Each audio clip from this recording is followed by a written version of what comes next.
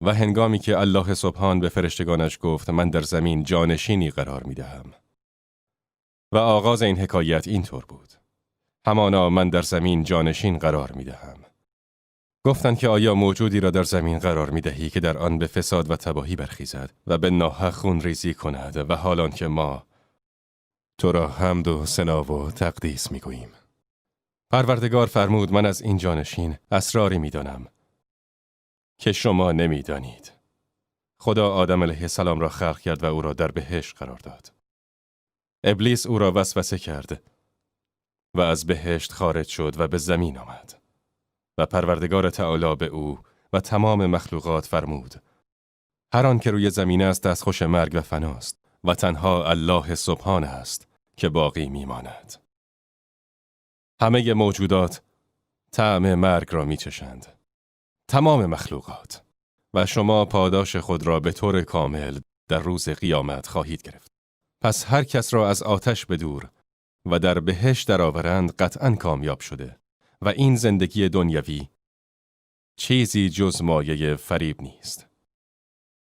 همه مخلوقات طعم مرگ را میچشند. اجنه، انسان، ملائکه، حیوانات، درختان، همه مخلوقات طعم مرگ را میچشند.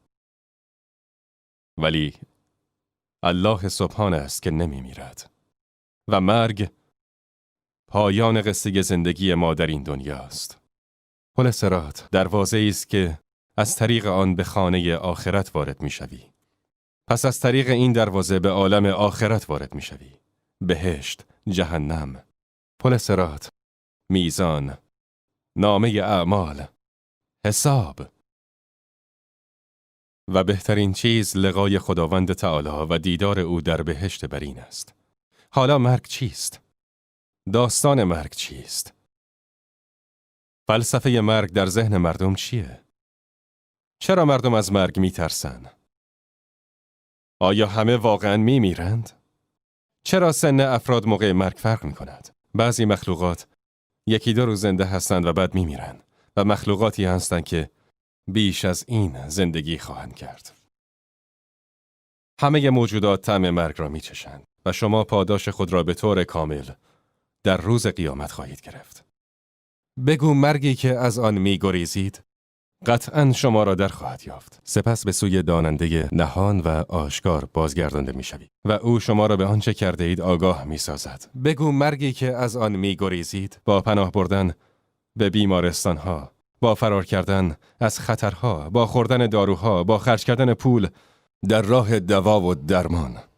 شماهایی که از مرگ گریزانید و هیچ راه گریزی از مرگ ندارید. عایشه فرمودند که از نبی اکرم صلی الله علیه و آله و سلم شنیدم که می‌فرمود کسی که لقای خداوند را دوست داشته باشد، خداوند لقایش را دوست خواهد داشت و کسی که از لقای خداوند اکراه داشته باشد، خداوند هم از لقای او اکراه خواهد داشت. عایشه گفتند اما همه ما از مرگ اکراه داریم. رسول الله صلی الله علیه و آله و سلم فرمودند ای دختر صدیق این گونه نیست. مؤمنی که به دنیا دل نبسته در آخرت ملائکه رحمت همراهش هستند، اما کافران و فاسقان ملائکه عذاب او را فرا می‌خوانند. پس مؤمن دیدار الله سبحان را دوست دارد، اما کافر یا فاسق از دیدن خداوند ترس و اکراه دارد. گفته شده است که یک وزیری بود بسیار عظیم القدر. او از همنشینان داوود علیه السلام بود و بعد از همنشینان سلیمان شد. روزی مردی به ملاقات سلیمان رفت. این مرد در حضور سلیمان با نگاهی رعب‌آور و ترسناک به وزیر خیره شده بود و وقتی مرد خارج شد، وزیر با وحشت از حضرت پرسید ای پیامبر خدا این مرد که بود؟ گفت چرا؟ گفت به الله قسم که مرا به شدت ترساند. گفتند فرشته مرگ بود. وزیر گفت یا نبی الله، تو را به الله قسمت می دهم به باد امر بفرمایی که مرا به هند ببرد. گفت ای مرد نگران نباش. وزیر با خواهش و اصرار از سلیمان خواست که به باد امر کند که او را به مقصد برساند. این باد در صبح مسیر 1 ماه و در عصر مسیر 1 ماه را طی می کند. مسافتی که مردم عادی در 1 ماه کامل طی می‌کنند، باد در فاصله صبح تا ظهر طی می‌کند. سلیمان به باد امر کرد و باد او را هم کرد که تا بعد از ظهر او را برساند به هند. و روز بعد از آن اتفاق، ملک الموت علیه السلام به پیش سلیمان رفت و مثل همیشه به او سلام کرد. و سپس سلیمان به ملک الموت گفت: روز قبل دوستم را ترساندی. چرا با نگاهی ترسناک و متعجب دوستم را نظاره می کردی؟ گفت: یا نبی الله، مؤاخذه‌ام نکن. از وجودش در کنار شما تعجب کردم. زیرا مأمور شده بودم روحش را بعد از ظهر در هند قبض کنم. سلیمان از او پرسید: خب چه کردی؟ گفت: بعد از ظهر رفتم پیشش، او در آنجا در هند منتظرم بود و روحش را قبض کردم. و کسی نمی‌داند که فردا چه به دست می‌آورد و کسی نمی‌داند که در کدامین سرزمین می‌میرد. این همان مرگ است. بردباری پیشه کن، چون با گذشت روزگار شادمان خواهی شد از صبرت به نزد کردگار. پس تو خود را آماده کن قبل از مماتت ای عزیز، پیش از آن روزی که میگویند از اعمال ریز، خویش و یارانت ندایت میزنند، اما تو در پی جان دادنی، در حال رفتن از نگاه. آورندت بهر غسل و غسل بر جانت دهند، عطر و کافور و سپس تنها رهایت میکنند. هان تصور کن تو بر تخت، تویی در نزد غسال، تو را غسلت دهد اما نگردی آگه از حال. دمی در خاطر آور ظلمت و تنهایی گور، به یاد آور که غسلت میدهند با سدر و کافور. تو آیا آگهی از محشر و از حال و احوال؟ بگو برهان چه داری؟ چه عذری و چه اقوال؟ شایسته است که انسان با گمان نیک نسبت به پروردگارش از این دنیا رخت بربندد، با این حسن ظن که نزد خداوند بسیار بخشنده و مهربان می رود، پیش خدایی که رحمتش بر عذابش غلبه می کند، بردباریش بر عقابش غالب است. کدام زندگی از کدورت مرگ در امان می ماند؟ مگر طول عمری داریم که با مرگ کوتاه نشود؟ مگر عمر چقدر می تواند زیاد باشد در جایی که مرگ است؟ کدام شادی عظیمی به سبب مرگ از بین نرفت؟ شایسته است که انسان با گمان نیک به پروردگارش از دنیا برود. پیامبر صلی الله علیه و آله و سلم فرمودند: نمیرید مگر اینکه به پروردگارتان گمان نیک داشته باشید. رسول الله صلی الله علیه و آله و سلم به ملاقات جوانی رفت که در حال مرگ بود و نفسش گرفته شده بود. رسول الله صلی الله علیه و آله و سلم پرسید: حالت چطور است؟ جوان به حضرت گفت: از گناهانم میترسم ولی به رحمت پروردگار امیدوارم. رسول الله صلی الله علیه و آله و سلم گفت: به خداوند این حالت در قلب هر کس جمع شود، آنچه که میخواهد به وی میدهد و از آنچه که میترسد امانش میدهد. رسول الله صلی الله علیه و آله و سلم به ملاقات مریضی رفت که در حال تب شدیدی بود و درد امان او را بریده بود.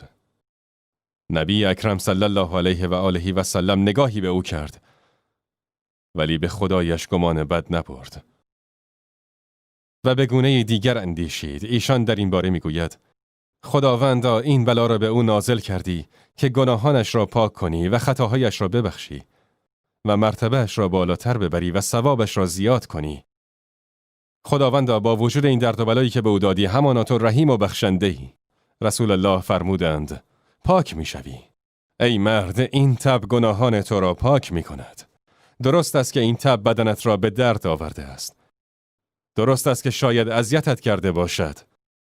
ولی این را در نظر بگیر که این درد تمام گناهانت را پاک می کند، همانطور که آب پاک لباس کثیف را پاک می کند.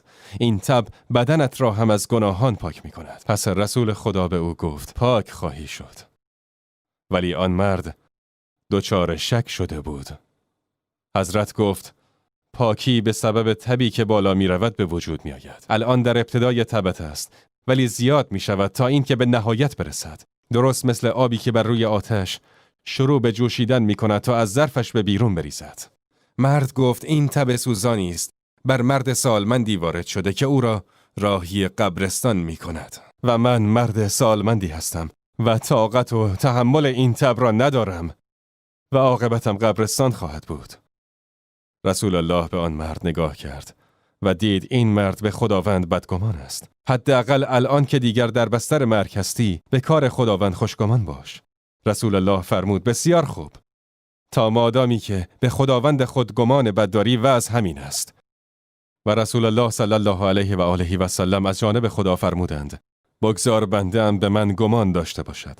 هر گمانی که می‌خواهد داشته باشد. اگر مریض شدیم گمانمان به خدا باشد که او رحیم است، کریم است، عظیم الاحسان و بخشنده است. پروردگارا من به خوبی تو ایمان دارم، این که شفایم می‌دهی. اگر فقیر شدی به نیکی خداوند ظن بد نبر. خداوندا من به احسان تو ایمان دارم. به راستی که تو غنی هستی و اگر احیانا به بلایی گرفتارم کردی به زودی آن بلا را از من دور می‌کنی. من نزد گمان بنده‌ام هستم، هر گمانی که می‌خواهد داشته باشد. رسول الله از جانب خداوند فرمودند خیلی خوب. حال که این راه را انتخاب کردی و انتخاب کردی که به پروردگارت بدگمان باشی، پس انتخاب کردی که جایگاهت در قبر باشد و درد و عذاب بکشی. رسول الله از آنجا خارج شد و بعد از آن مرد از دنیا رفت. واصلة بن الاسقع از اصحاب رسول الله صلی الله علیه و آله و سلم بود که شنید جرشیه یکی از دوستانش مریض شده است و در بستر مرگ است. واصله سنش بالا بود. پس به ابی حیان گفت دستم را بگیر و من را ببر پیش جرشی، چون خودش نابینا بود. پس او دستش را گرفت و به ملاقاتش برد. وقتی که داخل شد بیماری آن مرد آنقدر شدید شده بود که خانواده‌اش در حال گریه بودند و با او وداع می کردند. و وقتی که جرشی او را دید گفت ای واصله، تو از اصحاب رسول الله صلی الله علیه و آله و سلمی؟ گفت بله. گفت دستت را بده، آن دستی که با رسول الله پیمان بستی.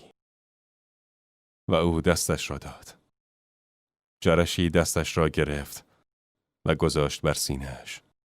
سپس دستش را برای تبرک به صورتش کشید. گفت این همان دستی است که با رسول الله صلی الله علیه و آله و سلم بیعت کرده. واصله به او گفت ای جرشی، بر خدا چه گمانی میبری؟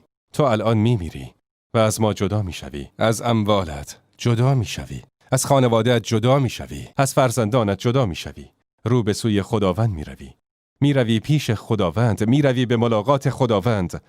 گمانت به خدای چیست؟ از خدای چه توقعی داری؟ تو نماز خواندی، روزه گرفتی و صدقه دادی. گمانت به خداوند چیست؟ گفت به ثوابش امیدوارم و به رحمتش امیدوارم. گفت خوشنود باش که شنیدم رسول الله صلی الله علیه و آله و سلم فرمودند کسی نمی میرد مگر هنگام مرگ به خدای عزوجل خوش گمان باشد و ایمان داشته باشد.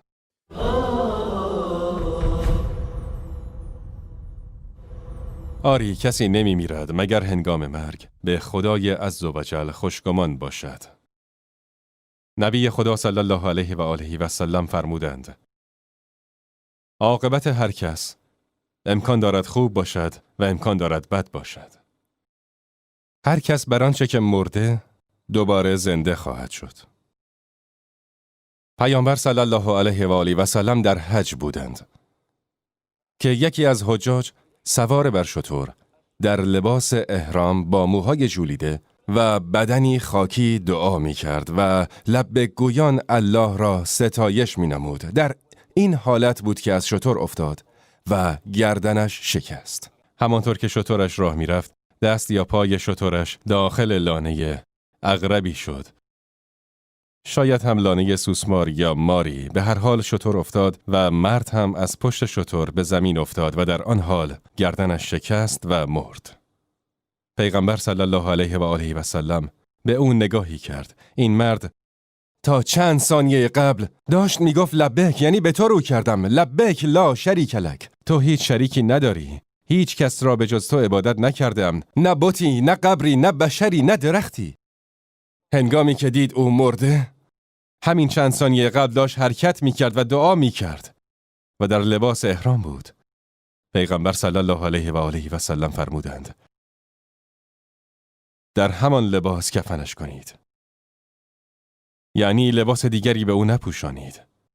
همان لباس احرامش که در آن مرده کافی است و در همان لباس کفنش کنید و صورتش را نپوشانید، سرش را نپوشانید، چهرهش را باز بگذارید و به او عطر نزنید.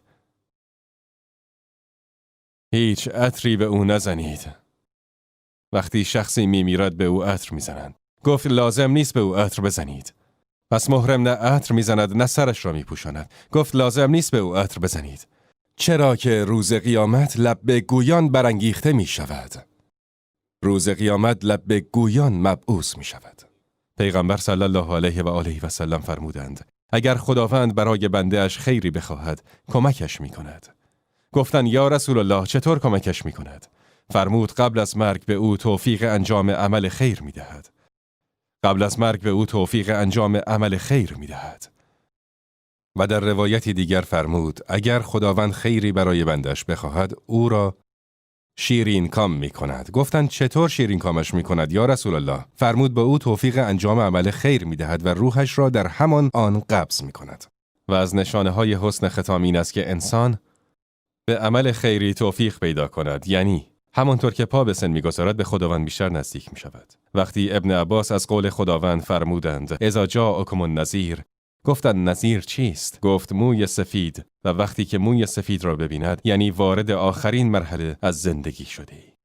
خداوندی که شما را از ضعف آفرید و بعد از این ضعف به شما قدرت عطا کرد و بعد از این قدرت دوباره ضعف و سالخوردگی و هر چه بخواهد خلق می‌کند. از نشانه‌های حسن ختام این هست که انسان به عمل خیری موفق بشود. در حالی که پا به سن می‌گذارد به انجام عمل خیر موفق بشود. از نشانه‌های حسن ختام راستی با خداوند است. این است که وقتی نماز می‌خوانی نمازت ریا نباشد. این که اگر صدقه می‌دهی این نباشد که به دیگران نشان بدهی. اطاعت از پدر و مادرت به خاطر رضای خداوند باشد، نه آن که فلان کسی بگوید ماشاءالله یا مردم خوششان بیاید یا اینکه به خاطر آن باشد که پدر و مادرت چیزی به تو بدهند. از والدینم اطاعت می‌کنم، هم از پدرم و هم از مادرم، به خاطر رضای خدا. برای اینکه مرا به اطاعت و نیکی به والدینم امر کردی. اطاعت از الله سبحان. در مسجد نماز می‌خوانم نه برای اینکه امام از من تعریف بکند، فقط به خاطر اینکه به خدایم نزدیکتر بشوم، به خاطر اینکه فرمودی نماز جماعت بخوانید من به مسجد میروم که به خدا نزدیک شوم. و برای همین پیغمبر صلی الله علیه و آله و سلم در یکی از جنگ‌ها بود که مردی را دیدند با قدرت می جنگد. هیچ کس مثل این مرد نمی جنگید. این را می زد و از آن یکی فرار می کرد. هجوم می برد به کس دیگر و از این دستکارها. بعضی از اصحاب گفتند یا رسول الله، به خدا قسم کسی بهتر از آن مرد در میان ما نیست. همان مردی که حمله می کند و می کشد و دفاع می کند. هیچ کس مثل او نمی جنگد. رسول الله فرمودند جای او در جهنم است. در جهنم؟ با این همه جنگ و مبارزه در جهنم؟ جای او در جهنم است. یکی از اصحاب گفت این امر برایم مهم بود. پس سعی کردم هر کجا که هست به دنبال او باشم و همراه او بجنگم و به خوبی مبارزه کنم تا زمانی که مجروح شد. به شکلی مجروح شد که داشت جانش را از دست میداد. به او گفتم خوشا به حالت که شهید میشوی. نگاهی به من کرد و گفت چه شهادتی؟ من فقط برای مردم و قومم جنگیدم، نه برای پیروزی دین. برای رضای خدا نجنگیدم. من آمدم جنگیدم و کشتم تا مردم از من تعریف کنند، تا بگویند کسی بهتر از من نبود. برای مردمم جنگیدم، فقط برای قومم جنگیدم و با همین به مرگ رسیدم. برای رضای خدا نجنگیدم. صحابی به پیش رسول الله بازگشت و گفت ای رسول الله، به راستی که تو پیامبر و بنده الله متعال هستی. لشیء مما ترى تبقى بشاشته يبقى الاله ويفنى المال والولد لم تغن عنه رمز يوما خزائنه والخلد قد حاولت عاد فما خلدوا. أين الملوك التي كانت لعزتها من كل باب إليها وافد يفد؟ انظر لمن ملك الدنيا بأجمعها، هل راح منها بغير القطن والكفن؟